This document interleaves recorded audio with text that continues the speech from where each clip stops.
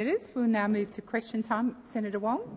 Thank you, President. I seek leave to make a statement concerning ministerial arrangements for question time. Is leave granted? Leave is granted. I thank the Senate. I advise changes to ministerial arrangements. Senator McCarthy will be absent from question time this week for personal reasons. In her absence, ministers will represent portfolios at question time in accordance with a letter I've circulated to the President, party leaders and independent senators. Thank you, Senator Wong. We'll now move to question time. Senator Hume. Thank you, Madam President. My question is to the Minister representing the Treasurer, Senator Gallagher.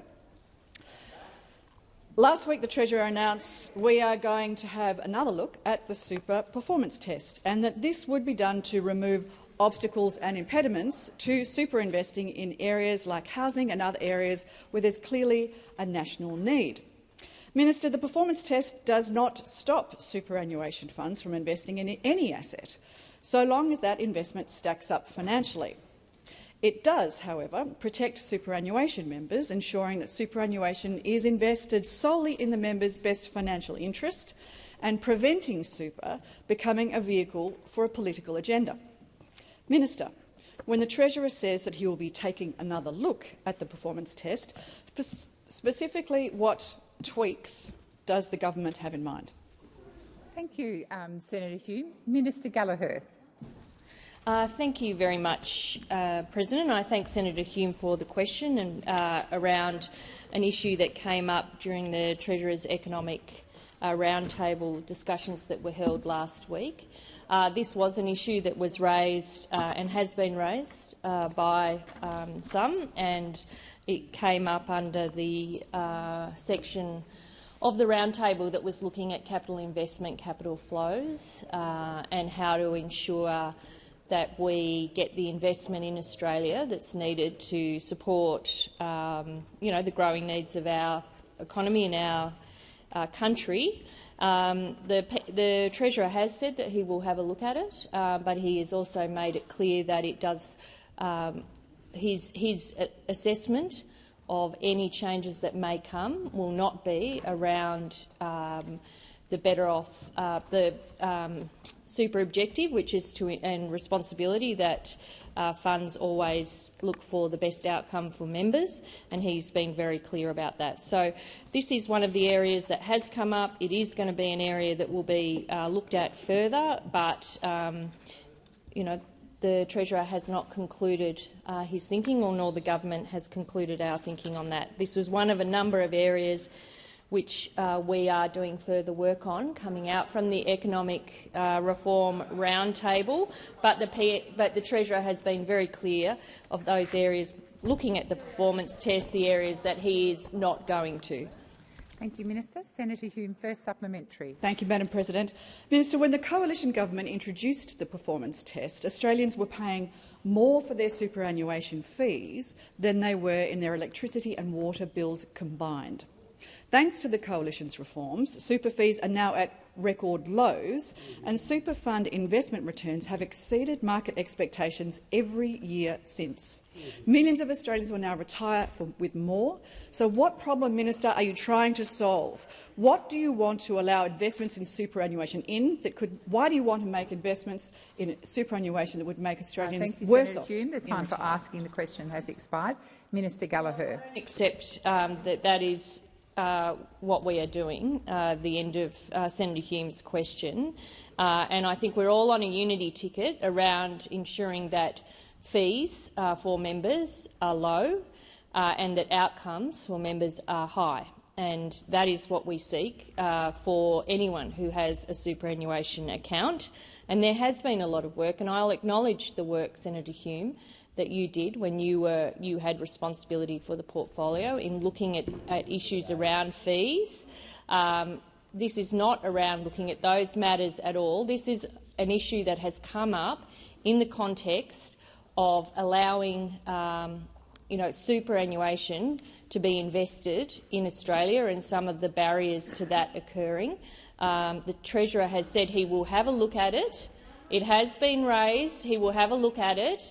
but that will not take away from the fundamental purpose of superannuation. Thank you, Minister. The time for answering has expired. Senator Hume, second supplementary. Thank you, Madam President. So this is complicated, but for those that are worried about what this actually means for them, let me explain Labor's plans in plain English. The Albanese government has said that to increase productivity, Labor will change the rules so that their personal retirement savings can be used to deliver their campaign commitments.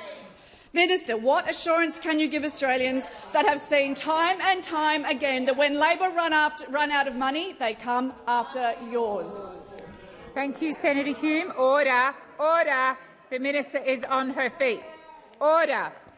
Order. Minister Gallagher. Well, it seems that those opposite haven't learnt anything from the last election to carry on like that. Senator Hume, to carry on like that when you know that is exact. Oh, beg your pardon. Sorry, Senator Hume.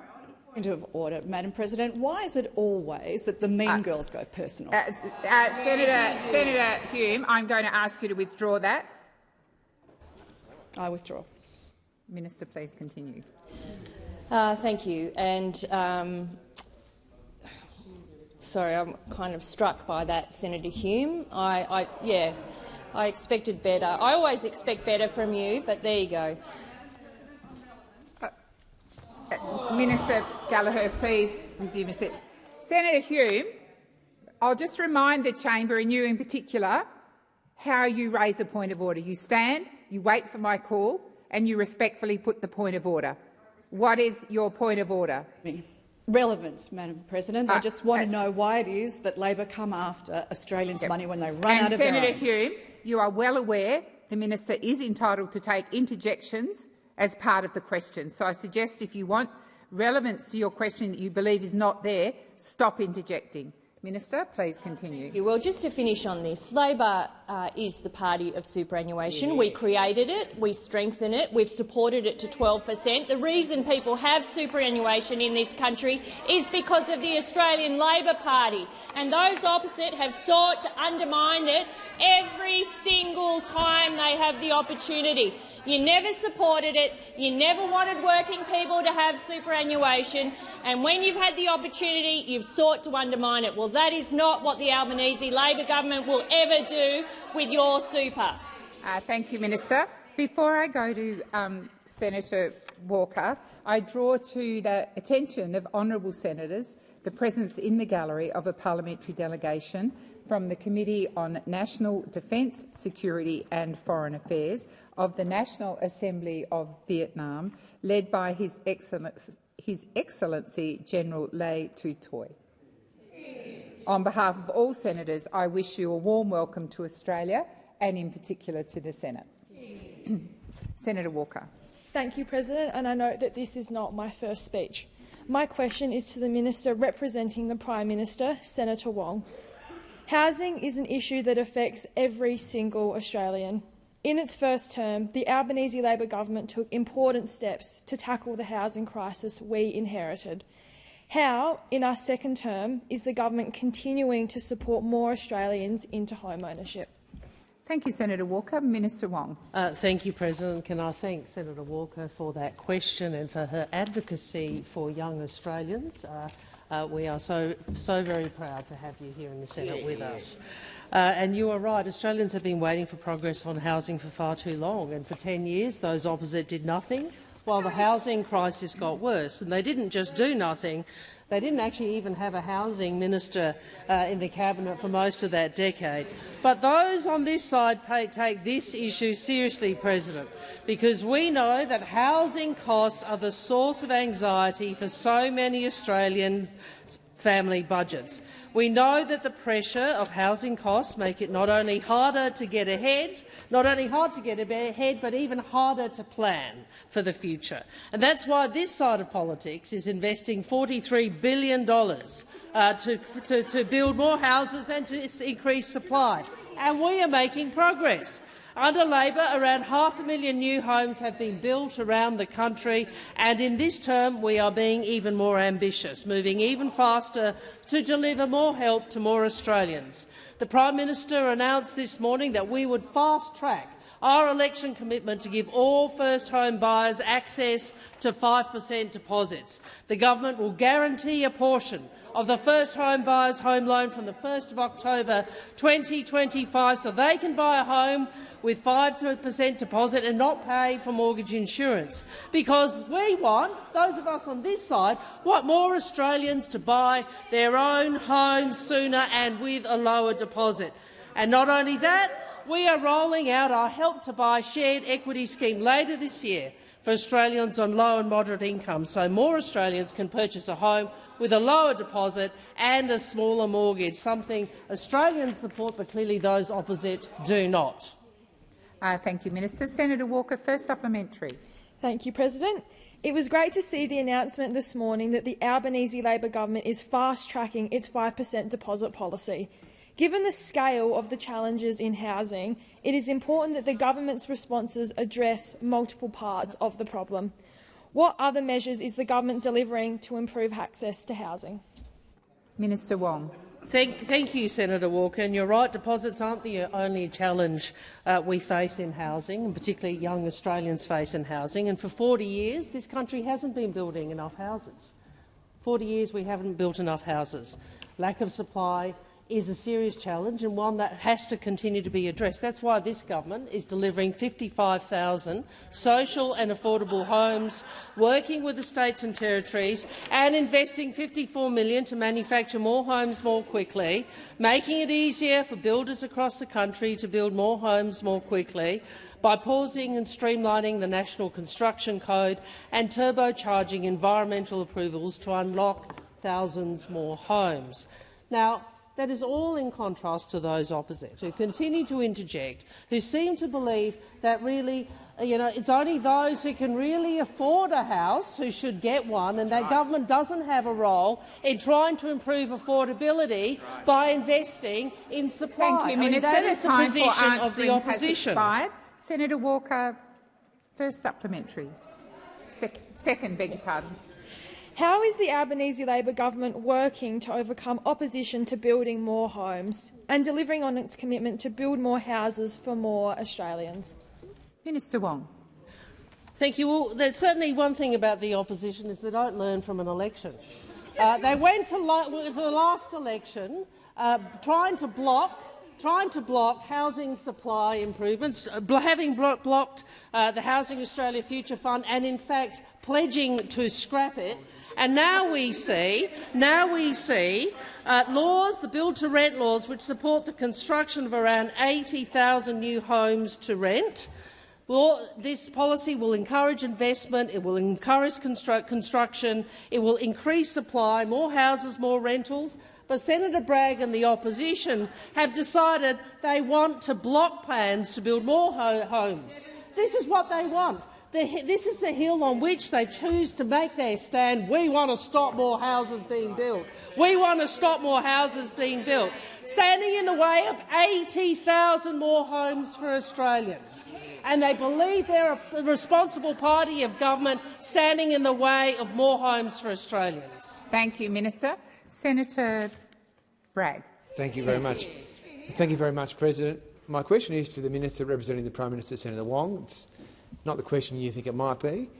Now, after overseeing an historic rise in red tape in the housing sector during your first term, now the government has decided to copy the Coalition's policy of freezing the National Construction Code. So the question is, why did Labor say this was a bad idea during the recent election, but now you say it's a good idea? Thank you, Senator Bragg. Minister Wong. Well, Senator, I know that it's something that you probably focus on a lot, but you know what we're focused on? We're focused on delivering all of the policies which will enable more houses to be built, and will ensure that we deal with the supply side of housing affordability. That includes the policy announcement on the construction code, which from memory was for a shorter period than you indicated, because obviously there are also other issues which have to be addressed. But it is part of a suite of policies which are about more houses, which you're opposed to. So, you know, if you want to come in here and frankly bleat about, well, we had something to say at the last election. You know what else you had to say at the last election? We're going to abolish the HAF. Yeah. That's what else you had to say at the last election is you wanted to make it very clear to young Australians, actually, we, the Coalition, we, the Liberal Party of Australia, are actually not are against more homes for Australians. That is the policy you took to the last election. So, Senator Bragg, if you're in the business of actually wanting to reshape your policies from the last election, I'd invite you to consider this. Australians rejected your opposition to more houses. Australians rejected your opposition to more houses. So maybe you should discontinue the current position you have, which is to stand in the way of 80,000 more houses for Australians. Thank you, Minister. Senator Bragg, first supplementary. Thank you very much. Minister, precisely what pieces of red tape will Labor cut from the 2022 National Construction Code in your proposed 2025 iteration? Thank you, Senator Bragg. Minister Wong.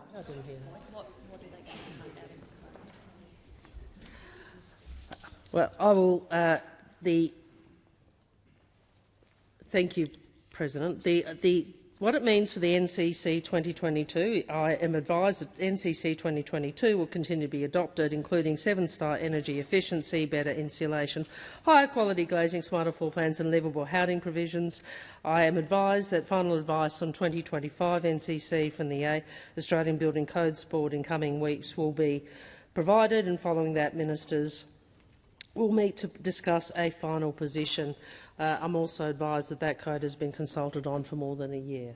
I'm sure that Senator Ayres has way more information than I on this detail, and I'm grateful to him for providing me with that brief via Senator Gallagher. But I would make a broader point, Senator. Your party has been determinedly against every additional supply measure that we have put forward.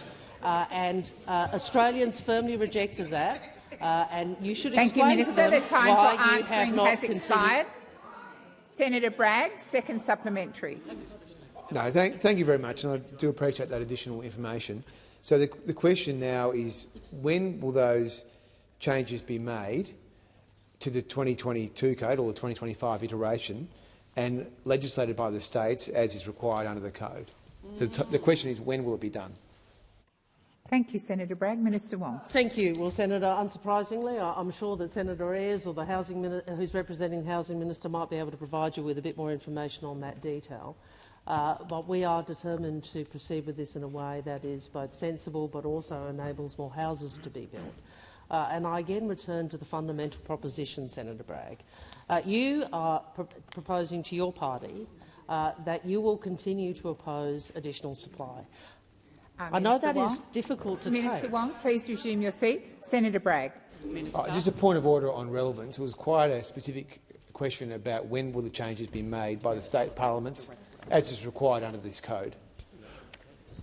Yes, and there was others about when will changes be made, and also you did refer to legislation, and the minister is being relevant to the question. Thank you, Senator Bragg. Minister Wong. Thank you, President. And what I did actually respond to that in the first point. And the point I'd also make is that the coalition policy at the last election was freezing every single safety and quality standard in the NCC for a decade, not a position that was supported by most housing industry peaks or by the state, Senator. So in relation to that, I've indicated to you we'll seek further information, but I would again make the point, Senator Bragg, you and the coalition have stood against every housing supply measure that this government has put forward. So no one in Australia takes you seriously when it comes to that. Senator Steele-John. I'm sorry, Senator Steele-John. We'll wait for the chamber to come to order. Senator Steele-John. Thank you, President. My question is to Senator Gallagher. I'm in their capacity as the Minister for the National Disability Insurance Scheme. Let's be clear. Autism is permanent and significant. The language mild or moderate has no clinical definition. Previously, the NDIS has stated that autistic children who fall in the level 2 or 3 category of support when diagnosed are eligible for the scheme on the basis that they require either substantial or very substantial support. Can the Minister explain what was meant by mild or moderate autism and confirm whether it's the government's intention to remove children with a diagnosis level of 1 or 2 autism? Thank you, Senator Steele-John. Minister Wong. Point of order. I think the senator said Senator Gallagher. Senator Gallagher is happy to take it as Minister for Finance. If the question is for the minister dealing with the NDIS, assisting on the NDIS, that would be Senator McAllister. So we just seek some clarity about who you're directing the question to. Thank you, Senator Steele-John. You did indicate it was for the minister responsible for the NDIS, and that is Minister McAllister. So are you happy for me to direct the question to her? Minister McAllister. Thanks very much, Senator Steele-John, and thank you, President. Senator Steele-John, I know that you know this, but there are 5.5 million Australians are in that order with disability. And our government's intention is to ensure that all people with disability are supported to live their best lives and to meet their goals. Some of those people, as you also know, are supported by the NDIS, and it is a critical, life-changing, incredibly important piece of Australia's social architecture, and one that our government is very proud of. Many senators will have heard Minister Butler's speech and his remarks over the last week, where he talked about our determination to ensure that the NDIS is here for the long term, to play the role that it is intended to play in supporting people with significant and permanent disability to meet their objectives. What he also said was that we need to make sure that it is not the only source of support for people with disability. And senators will know that we have been working for some years now with stakeholders, with states and territories, to answer the question that was put to us by the review undertaken by Bruce Bonner-Hady and Lisa Paul. What should we do about the absence of supports in the broader community for people with disability who may not be appropriate candidates or suitable candidates for entry into the NDIS? That's the question the government is seeking to answer, senators. And Minister Butler made an important contribution last week about that exact issue. Senator, we know that people with autism, autistic people, have... thank you, Minister. The time for answering has expired. Senator Steele-John, first supplementary. Thank you, President. The NDIS provides autistic children with therapies and other supports that have transformed their lives. Their access to supports cannot go backwards because of Labor penny pinching. Minister, can you please assure people with autistic kids and autistic people across the country that they will be able to access appropriate supports, including speech pathology, occupational therapy and psychosocial therapy, with no out-of-pocket costs under the new programme? Thank you, Senator Steele-John. Minister McAllister. Thanks, President, and thank you, Senator Steele-John, for the supplementary question. Senator, evidence-based, best practice, early interventions can support children with autism and also children experiencing developmental delay. And it can help them and their families and their carers better understand and respond to their child's needs. As the review of the NDIS indicated, it is not always the case that the best way to deliver supports of that kind is through the NDIS, through packages of individualised supports. That review pointed to the opportunities before us to find easier pathways and more appropriate pathways for families to obtain that support. And that is what this government seeks to do. It's a conversation we've been having with stakeholders. We, of course, that many people contributed to the Bonahady and Paul review. Many people have contributed to the consultation. Thank you, Minister. The time for answering has expired. Senator Steele-John, second supplementary. Thank you, President. The Minister has said, Minister Butler, that after the Thriving Kids programme is operational, there will be access changes made to the NDIS so that children with what the government described as mild to moderate autism will no longer be accepted into the NDIS. Can the Minister please confirm that there will be no changes made to eligibility for autistic adults? Thank you, Senator Steele-John. Minister McAllister. Thanks very much, President. And Senator Steele-John, can I apologise for running out of time on each of your previous questions? I have sought to address comprehensively, but I've realised on each occasion I should have watched the clock more closely. Minister Butler's speech. Minister Butler's speech last week laid out our priorities, and they're the same priorities that we have agreed with states and territories some time ago. That we do seek to establish a system of foundational supports outside of the NDIS, and the place we seek to start is looking for opportunities to work with children and young people. That is the work that we have set about doing. It's the work we've been seeking to progress with states and territories, and that remains our priority.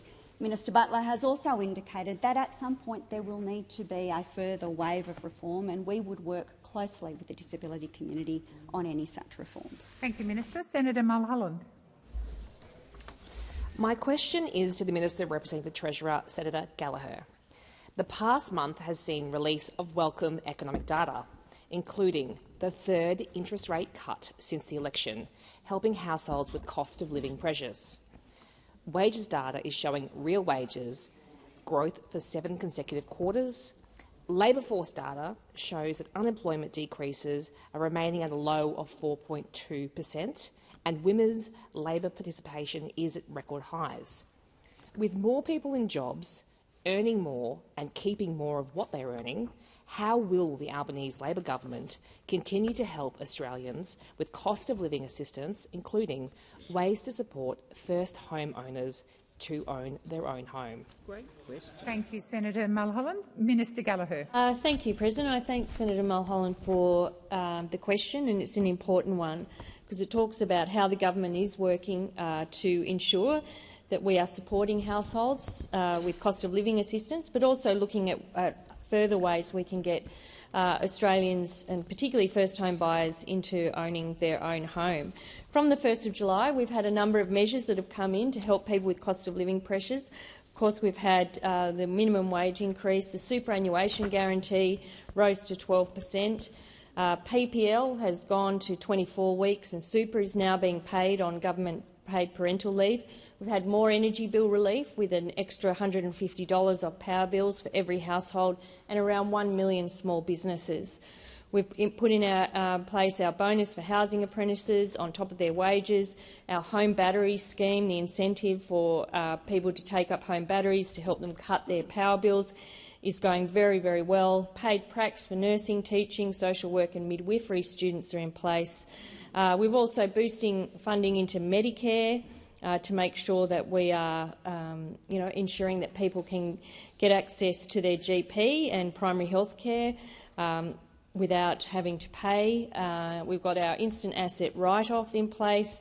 Our legislation's passed on student debt, our Medicare urgent care clinics, bulk billing will be expanded from November.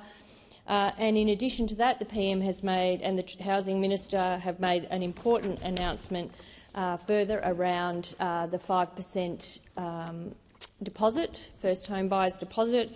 This will expand an existing scheme, and we know will provide some support to first home buyers to get into the housing market at the same time that we are providing all of that effort into supply and getting the supply of housing in this country where it should be and where it was ignored for 10 years by those opposite. Thank you, Minister. Senator Mulholland, first supplementary. How do the outcomes of last week's economic reform roundtable build on that economic record, and what were the key themes and priorities identified in the meeting? Minister Gallagher. And I thank Senator Mulholland for asking a question about the Economic Reform Roundtable. And there were a number of outcomes, a number of directions, looking at how we can work together. And this is something that those opposite don't understand. They find it quite an unusual concept that you would bring together leaders from business, union leaders, community sector leaders, into one room and talk to them about some of the challenges that are going on. We know that's a foreign concept for you, who only like to talk in a closed room to people that agree with you about what you think. That is your approach to reform. Our approach is to pull together people to represent different sectors and to come out with consensus where we can on dealing with some of the challenges, whether it be in housing, whether it be in technology, whether it be in regulation, whether it be in any of those areas that are important to the Australian economy but also important to the Australian people. Thank you, Minister. Senator Mulholland, second supplementary. Why is it important that the Albanese Labor government continues to engage with business, unions and experts as we continue to strengthen the economy? Thank you, Senator Mulholland. Minister Gallagher. Thank you. Well, the Albanese government is a government that brings people together.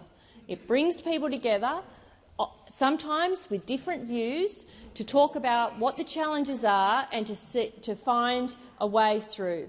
And some of these things are hard, whether it be environmental law, whether it be tech regulation, whether it be how we build more homes more quickly, whether it be engagement across the Commonwealth and the states. These are not easy issues to solve, and they require consultation, they require discussion, and if possible they require agreement. And that is the benefit of the Treasurer's Economic Reform Roundtable, and I sat in that roundtable for periods of time over that 3 days, and I was struck by the level of willingness of good people in this country coming together to talk about national challenges, not necessarily in the lane they all usually operate in, but across the board, and that bodes well for our country and our country's future. Thank you, Minister. Senator Orman-Payne.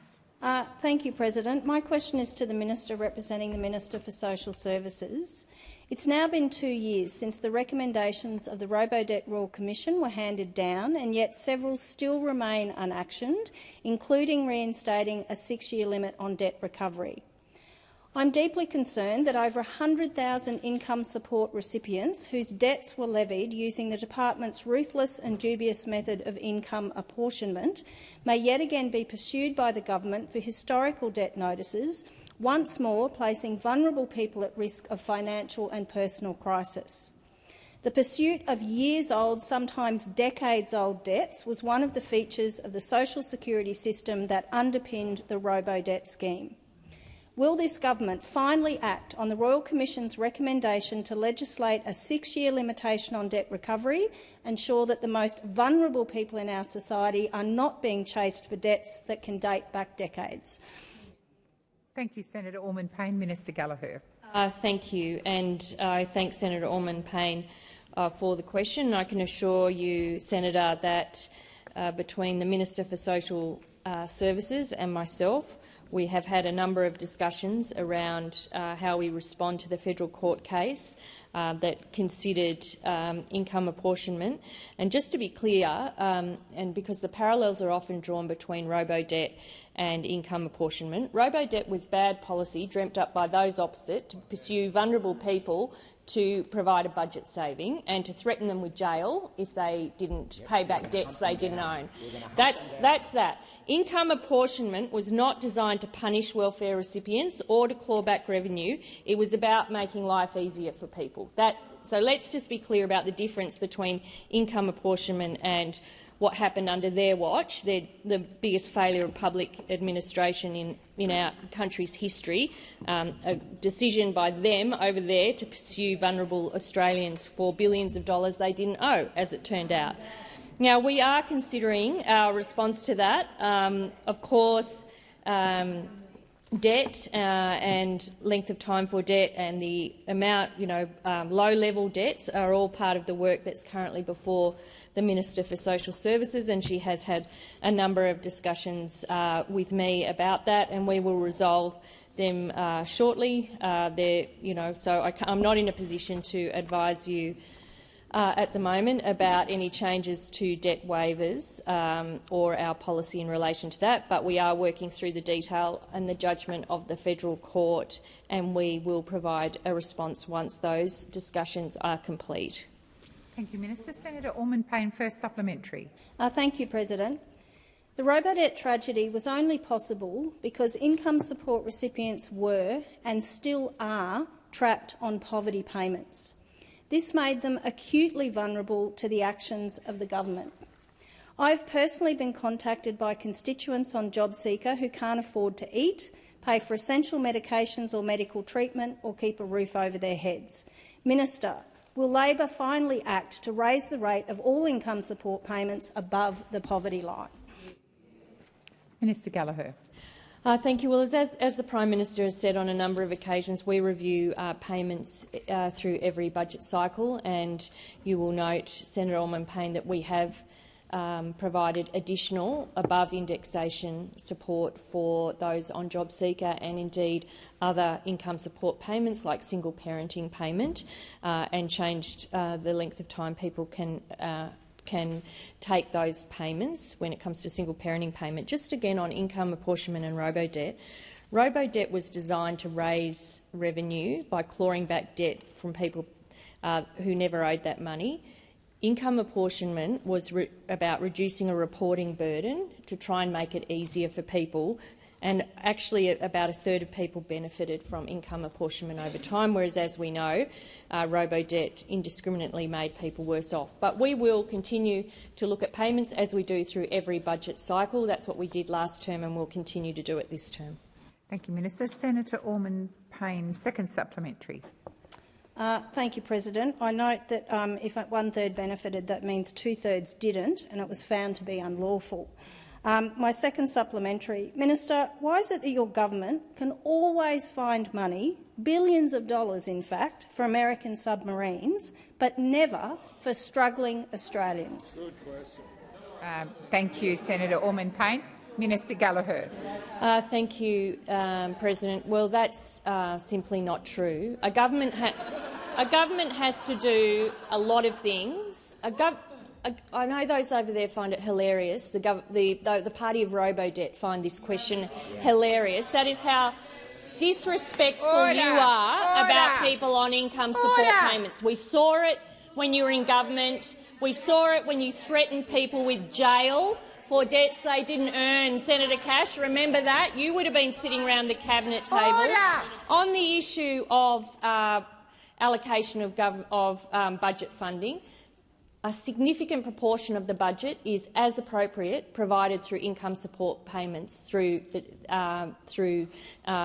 Services Australia, whether it be JobSeeker, family tax payment, single parenting payment, aged care, age pension, all of that.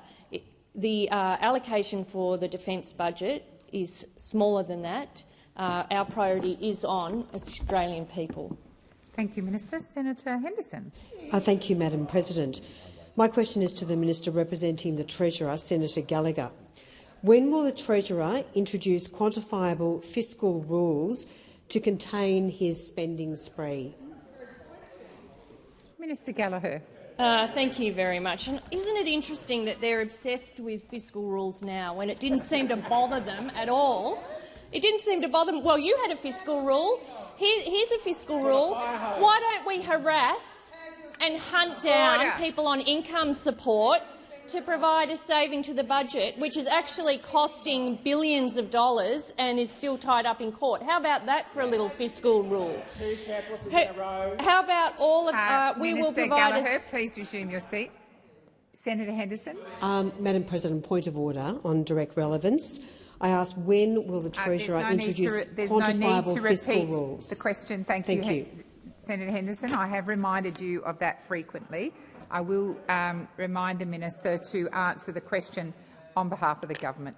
Minister Gallagher. Thank you. I'll give you another fiscal rule. Remember when you promised surpluses every year but actually delivered none? Remember that? That rule went very well, didn't it? What about paying down debt when debt skyrocketed under you? That was another rule. We'll pay down debt. Never did. Actually tripled under you. Minister Gallagher, please resume your seat. Senator Henderson. Madam President, a point of order on direct relevance. The minister clearly does not know what fiscal rules are. Could she please address the question? Senator Henderson, the previous time you stood, I reminded you not to go off the point of order, and you did exactly that. I will draw the minister to your question and how it relates to the government. Minister Gallagher. Thanks. And remember those who went to the last election promising to up everybody's tax? Yeah. Remember, tax increase for everyone. There's another fiscal rule from them. So we had raise your taxes, never deliver a surplus and triple the debt. That's it. We have fiscal... Minister Gallagher. Senator Henderson. Order. Order. Order. Senator Henderson. Madam President, on direct relevance, I ask the minister to address my question, not to go on this absolute rant, which has got nothing to do with the question. Senator Henderson, the commentary is unnecessary. Every time you've stood and called a point of order, I have reminded you of that. I have drawn the minister back to the question. I've asked her to answer it from the government's perspective. Minister Wong. President, I didn't intervene on the last occasion, but this senator has, I think, been quite willful in her disregard for your rulings and exhortations. You have asked her repeatedly not to repeat the sentence, not to repeat the question, not to repeat the question. Order. No, it's order. No. Order. No. It is about respecting the Senate, respecting President, and respecting the standing orders. Senator Henderson, come to order, Senator please. Henderson should stop willfully disregarding your ruling in relation to how she deals with points of order. And I'd ask you to consider how that can be enforced. Thank you, Senator Wong. Senator Cash. Thank you. And on the point of order, well, then the coalition is going to require guidance for the balance, clearly, of this parliament. Because are we now saying, President, and we would ask for a ruling on this, you can only raise the words relevance or direct relevance with no further context, because I would suggest in the previous parliament, when we were in government for 9 years, that was not the rule. Senator Cash, with respect, you have taken me out of context. What I asked, Order. What I've asked senators not to do is put commentary around the point of order. I have, on every occasion that Senator Henderson has raised the point of order, reminded her of that, and I've also drawn the minister back to the question. I have been completely responsible in the way that I have responded to the point of order, but I will not have public commentary being made around questions. It's not the opportunity for senators to make commentary. It is the opportunity for senators to raise points of order. I've accepted the point of order, and I've drawn the minister on 3 times back to the question. Minister Gallagher. Thank you. And it appears Senator Henderson hasn't actually read the budget, because if she had read the budget, and it's actually quite early on in the budget, I accept that the budget is a number of books and you probably don't want to read all of it, but there is a section of the budget that goes through the fiscal strategy. And in that, the fiscal strategy says we will improve the budget position, which we have. We've delivered 2 surpluses. We've improved the budget position by $207 Minister, billion. please resume your seat. Senator Watts. Order. Senator Henderson.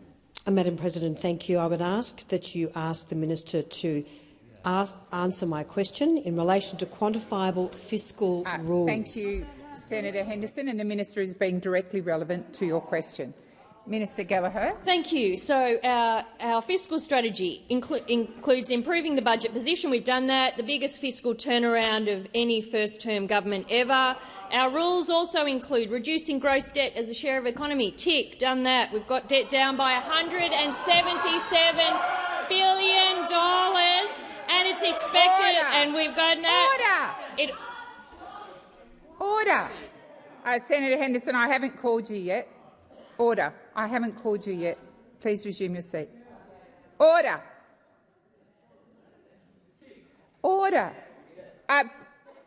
Across the chamber, we just had both leaders on their feet talking about the need to be respectful to my rulings. And just then, in response to the final parts of the minister's questions, those on my left were entirely out of order. So if your leader's on her feet, that applies to the entirety of question time, not just the bits you choose to take or leave. Senator Henderson, first supplementary. Thank you very much, Madam President. In summarising key outcomes from the taxpayer-funded Talkfest, the Treasurer failed to mention the calls made by attendees of the roundtable for budget rules to be put in place to restore fiscal discipline. Why is the Treasurer ignoring the very people he gathered to advise him last week? Minister Gallagher. Thank you. Well, I don't agree with that, and I don't agree with it, the imputation on the roundtable at all. I noticed the Shadow Treasurer attended that, so I think you're casting aspersions on him and his attendance at that meeting by that. Can I say that budget sustainability was a session on a published agenda that was released about the economic reform roundtable. It has also been covered in the discussion of outcomes from the roundtable, so I don't know particularly what aspect of Senator Henderson's seeking from that, but it was a section that was discussed, it was covered in the outcomes, and it's been covered in the media. Thank you, Minister. Senator Henderson, second supplementary. Thanks, Madam President. What level of spending as a percentage of GDP does the Treasurer believe is in the best long-term interests of Australia? Thank you, Senator Henderson. Minister Gallagher. Well, we think that the quality of spending matters, like how you spend and what you spend on matters. But I would point out to Senator Henderson that in terms of spending growth, we've kept average real spending growth to 1.7% per year over the 7 years to 28-29.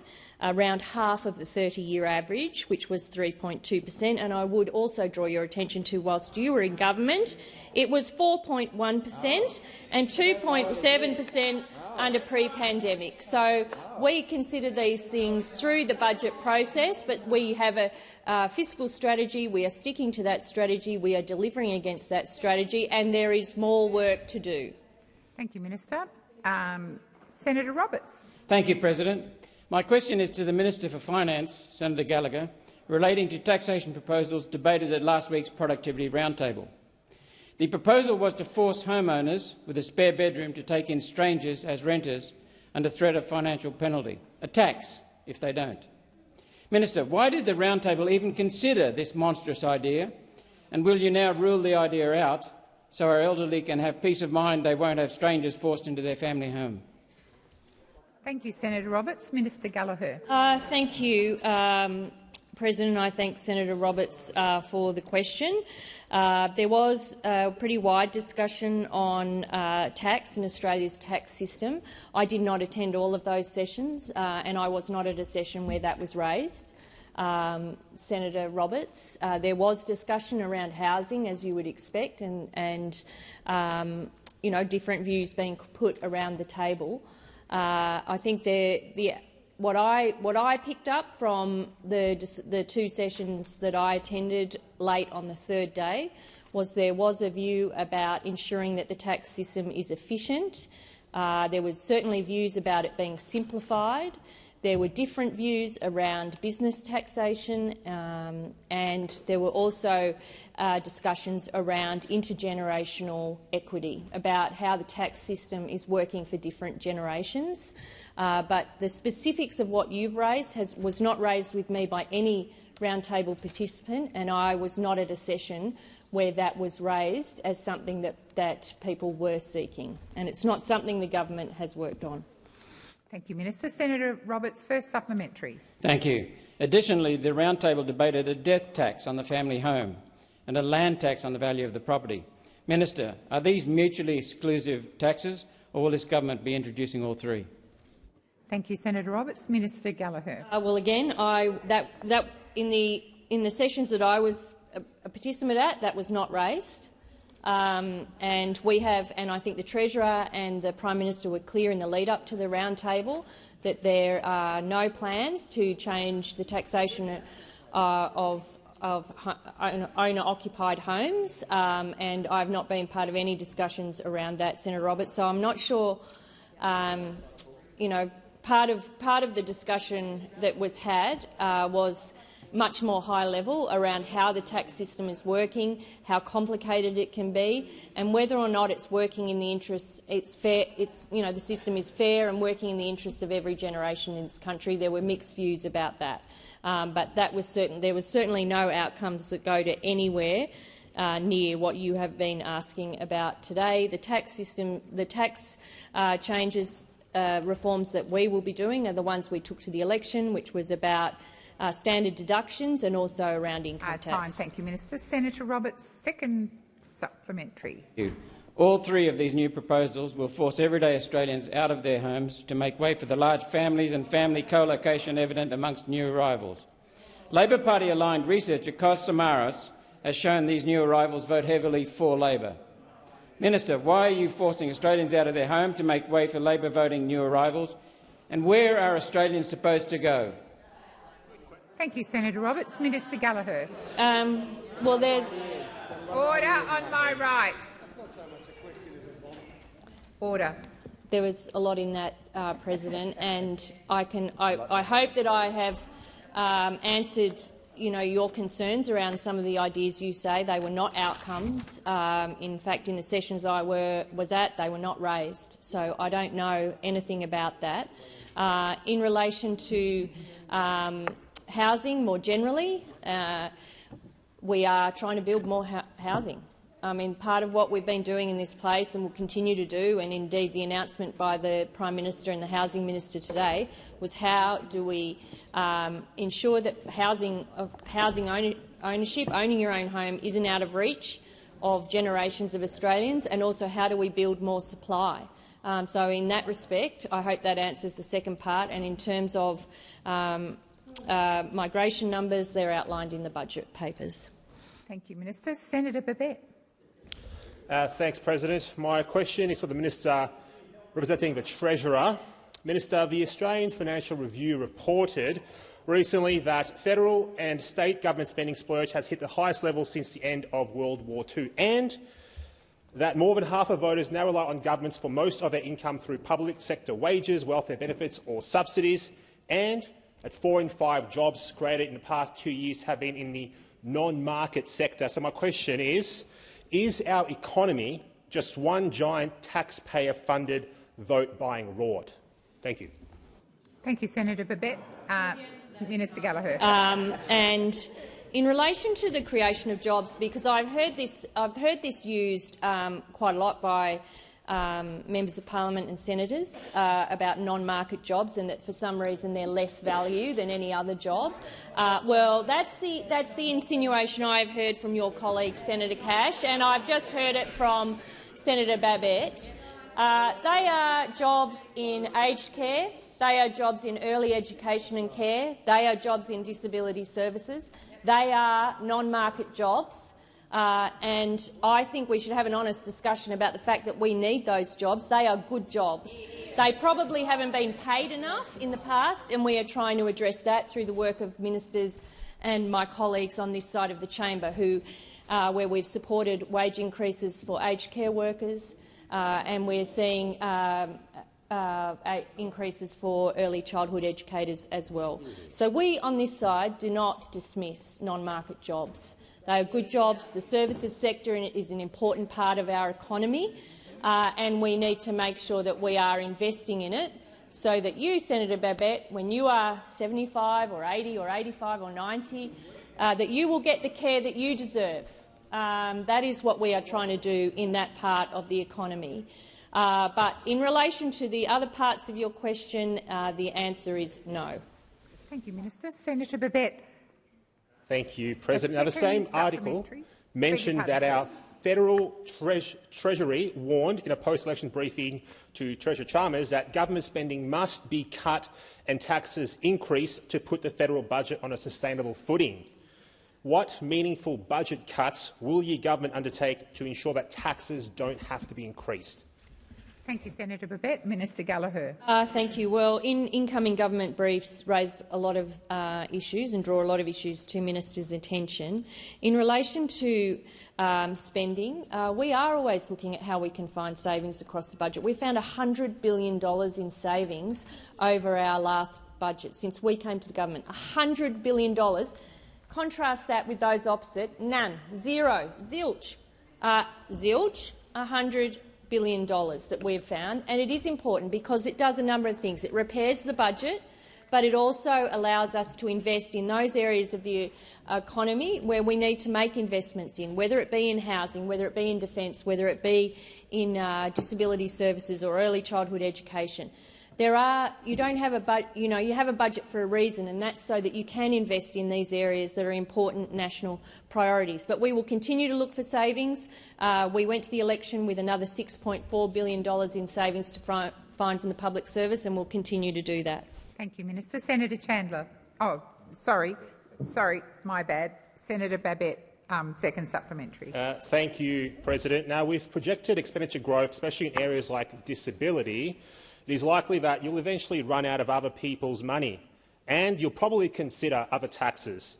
Minister, can you please confirm that under this government that there will be no increases in superannuation or the GST?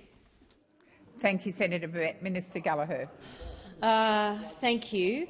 Well, the tax policies we took to the election were around standard deductions, making it easier for people to put their tax return in, and to lower income tax. They were the taxes that we took to the election. They remain the government's policy, and we consider all of these matters through the annual budget process. Thank you, Minister. Senator Patterson. Thank you, President. My question is for the Minister representing the Treasurer, Senator Gallagher. On Insiders on Sunday, David Spears asked the Treasurer, will we see anything further on tax in your next budget, to which the Treasurer replied, well, it remains to be seen. But on Sky News on the 8th of August, the Prime Minister said, and I quote, the only tax policy that we are implementing is the one that we took to the election. Minister, who is right, the Prime Minister or the Treasurer? Thank you, Senator Patterson. Minister Gallagher. Thank you. Thank you very much, President. And I didn't catch the Treasurer's interview yesterday. Order. Wow.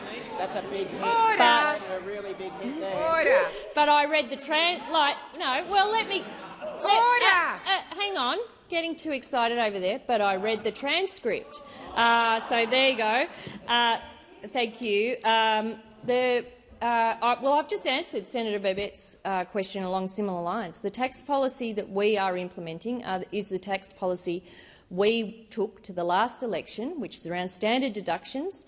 It's also around income tax reductions, which I would just remind everybody who's now so concerned about tax that this mob over here were the ones that went to the last election wanting to raise everyone's income tax. So let's just remember that. I know it's a little uncomfortable, isn't it, Senator Patterson? You had to go out and sell it every single day, and we know it was oh dear.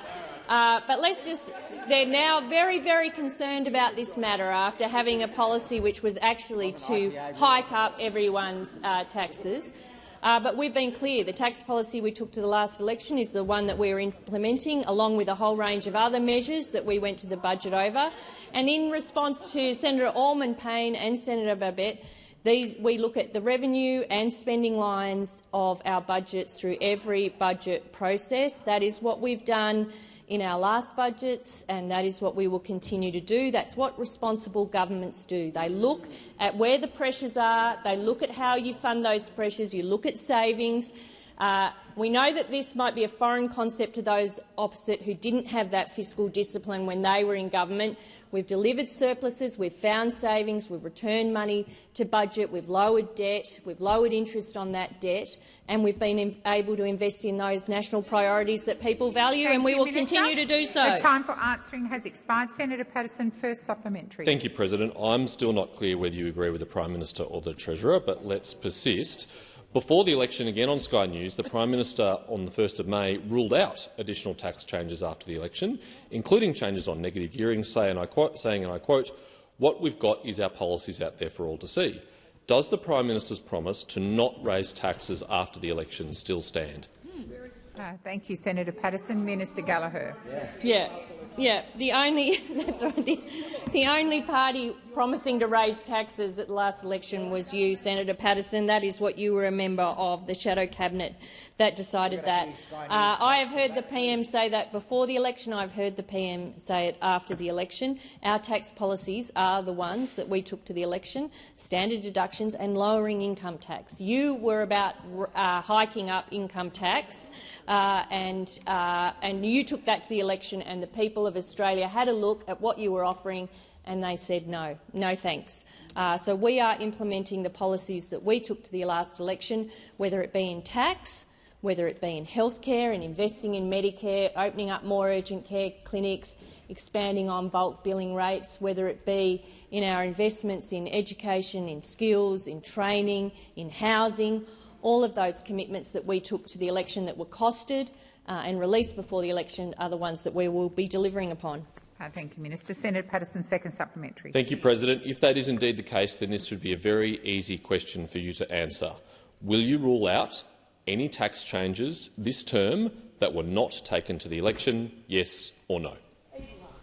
Thank you, Senator Patterson. Minister Gallagher. Well, thank you very much, President. And whilst Senator Patterson can ask the question, he can't tell me how to answer the question, and that's the way this whole relationship goes, Senator Patterson. So, so thank you for the question. I refer you to my previous answers and also highlight the fact that there were discussions with the states around road user charging and a couple of other areas.